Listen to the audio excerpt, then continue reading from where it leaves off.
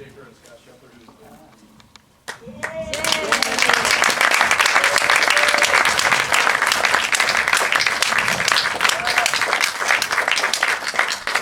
So Frank, I wanted to start with a rest of the story kind of question. I mean, it's wonderful where things have evolved. Would you talk about some of the other things that have, where we are now, even after the film was made, and other things perhaps that aren't in the film that have come out as a result of what you've done? Sure. One of the most exciting things to my wife, my children, our family, and many people is the fact that my son did ask me to perform his second marriage, and I did it.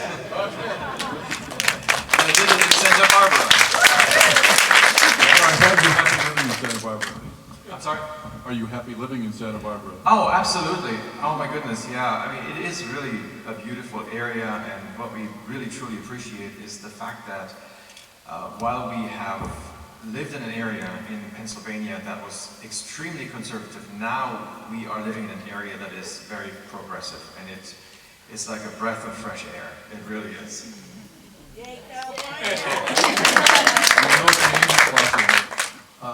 So, do we have questions out here in the audience? Yes, go ahead.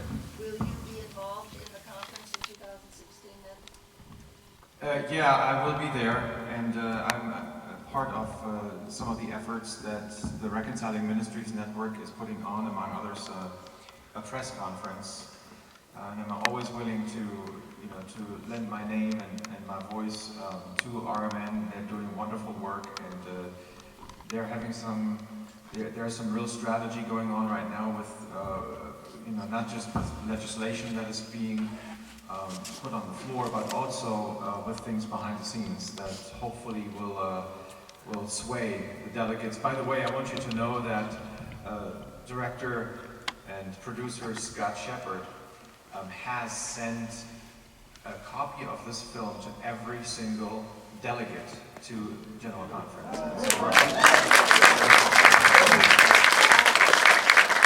That was my next sort of question, but I would like, Scott, would you talk a little bit about the project and your commitment to it and how this evolved?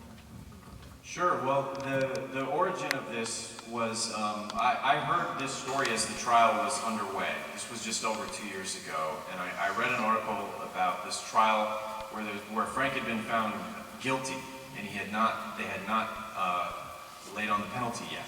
And so it was underway, and it was just this fascinating story of this bizarre trial that took place in a gym, in a church camp. And I just had never heard anything like this, and I connected to it in such a deep way because I am originally from the Midwest, and my father was a United Methodist minister in a small town. But yet I didn't know that the church put people on trial. I didn't know about the Book of Discipline or this history of discrimination, because there's so many churches that don't talk about this. And so I thought that if even me, as someone who was very active in the life of the church growing up, and saw what happened behind the scenes on a local level, that if I didn't know about this, then there had to be a lot of other people that didn't know about it as well. And there are more and more people talking about this. It's getting more attention these days, but the film is helping to bring attention to it as well. Thank you. More questions right here. I'll give you that again so they can hear you in the back. Okay. Way back when you first learned that Tim is gay, if you hadn't learned also that he was suicidal, do you think your thinking then would have been that you would push for him to try to be heterosexual? The answer is no. At this point, I was already well aware of not only of the fact that this is genetic, and this is something that is the way God has created some people as gay, some people as straight. That was already clear to me. But not only that, but I had also worked through this issue theologically by looking at the passages that are often quoted, the 6 passages, and seeing them in a different interpretation, in different context. When you do consider the context, all of a sudden I realized, oh my goodness, this is not really what people say it is saying about homosexuality at all. So I had already come to a point where I was definitely tolerant. I wasn't an advocate at this point, but when my son came out, it really turned me into a silent advocate for a while, but then into an outspoken one later on down the road. Back here, go ahead. Thank you for so amazing experience. grew up in Santa Barbara, I can't imagine that the development there was painless, and I'm just wondering if you could say a little bit about that, if you know it. Could you specify that a little bit more? The The development? development within the United Methodist Church in Santa Barbara, kind of timeline was, how it went along with the rest. The question is about the changes that have gone on within Santa Barbara itself and how that has affected things. Yes. Well, actually, I was surprised to find that the United Methodist churches in Santa Barbara weren't as far along as I had hoped they would be, even though it's a very progressive area. And they are struggling, actually, to this day. Now, when 2014, last year, we became, or now a year and a half ago, we became reconciling, the first reconciling church in Santa Barbara. First Church is also considering. St. Mark has considered, and unfortunately, they decided to stop the process of becoming reconciling. So there is some struggle even in Santa Barbara, and I'm really happy and glad that God has ways of using me in Santa Barbara as well to really further the agenda. I was actually able to join the PFLAG board there, and as PFLAG, we actually organized the very first interfaith pride service, worship service, last year in 2015, where I was the featured speaker, and so it felt so good, to be able to really, bring something to Santa Barbara as well, because not all churches there are with the issue either in Santa Barbara. Could you explain a little bit more about what reconciling is within the church? Okay, so when we use the word reconciling in the United Methodist Church, it really is the word for being open and affirming toward all LGBTQ members and their rights. Over here, go ahead. What can Methodist members do to further the process of trying to change religious? So there are many, many things underway right now, many things that you could do. You could write your delegate. There are already Facebook pages and websites where you can basically just fill out a form and put your name under that. You can write your bishop. You could go to General Conference and do things there. So all of these things are being organized. You can really lend your voice. You can share, with your own friends, your circle of friends on Facebook and social media. But there are so many more things. What you can do is to find out exactly what you can do and how you fit in. You can go to the RMN website, which is RM Network, Reconciling Ministries Network, rmnetwork.org, and they'll hook you up. They'll give you something to do. And with the film, we have partnered for a campaign with Reconciling Ministries Network leading up to General Conference, a campaign called It's Time. And so part of that campaign is on their website where you can write letters to your delegates, as Frank mentioned, and you can also host screenings of this film in your church, at a college campus, anywhere in your community. And we are doing dozens of community screenings in churches all around the country. We have, like 5 to 10 per week leading up to General Conference. People are really excited to see this film. They're having discussions after this. They're getting engaged about what are we going to do with this issue coming up so quickly in May. So if you are interested in hosting a screening of this film, you can go to our website, anactoflovefilm.com, and there's information on how to do that. Yes. Do you think the Supreme Court decision about gay marriage is impacting any of this? No.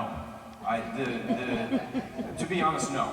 The Supreme Court decision did not have any effect on the Methodist Church because of the separation of church and state. So the church is allowed to operate how it sees fit. So it certainly adds societal pressure because now every church in the nation is being faced with this, of whether pastors want to officiate same-sex marriages. It isn't just a handful of states, we have all 50. So that's why it's so important that this continues to be discussed within churches and with pastors on how they are going to treat the members of their churches, many of whom they have seen grow up, fall in love in their churches, and if they're going to be allowed to officiate those weddings in their buildings and by their pastors.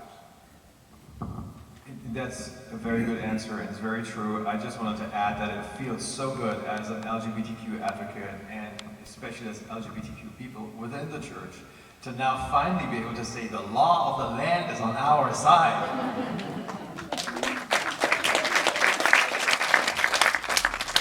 Yes, go ahead. Are other ministers in the United Methodist Church still being brought up by the council and charged with performing gay marriages and being defrocked? Is that still happening for other people? Yes, the question is are ministers still being charged? And the answer is yes. There are charges, and there have been charges. But as it said at the end of the film in captions, none of these charges have led to a church trial. So my trial was really the last trial, and I think maybe it may be actually the last trial, at least for a while, because the PR the church got from it was just so bad that I don't think they're taking this lightly anymore. Shame. Yeah. But I will add to that, as long as these rules remain the same in the United Methodist Church, there probably will be more trials. It's just a matter of time, I think. I mean, we were all ready to go to the next trial after yours that was canceled at the last minute. And then you saw all of these trials that were going to come up start dropping because bishops saw this one's so horribly wrong with Frank's trial. It just made the church look so ugly. And then in the end, he's still a minister. Like, what did it accomplish? You know, it just made the church look really, really bad. Yeah, we have time for one more question. It's over here, I think. Well, we'll do two more. Go ahead. You go ahead, then you can go. Go ahead. The question was, how long did it take you to produce the movie, and also, where was your funding?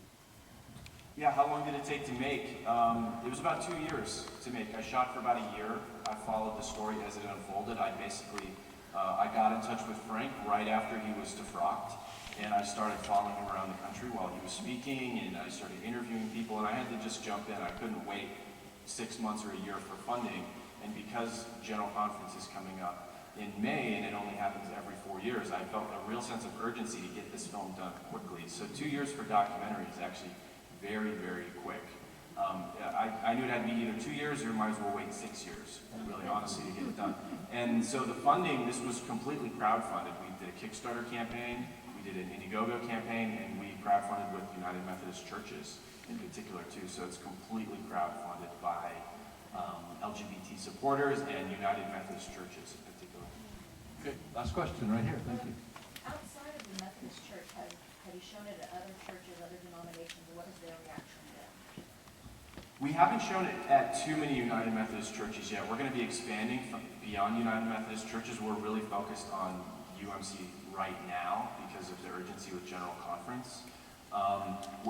We're looking into playing it in UCC churches, MCC churches. I know that there have been a lot of people at screenings from other denominations that have been very supportive of this. There's a lot of people that have come to film festivals or church screenings of other faiths, atheists even, and people who have never set foot in United Methodist churches, and they're just very blown away by what Frank did, and they're so supportive. That really quickly, I actually happened to be at one non-United Methodist church screening. It was actually a Baptist church in Dallas, can you believe it? And there were about 200 people there, and they absolutely were supportive of our message, of our what we do in terms of advocacy, and they loved the film. So thanks very much to the two of you. Thanks very much to Nicholas Marco, who did the trophy thief. And remember to carry your ballots and pass them in as you go out. We do need to clear the theater very quickly because of the next group coming in. So thank you for being here, and we'll see you again.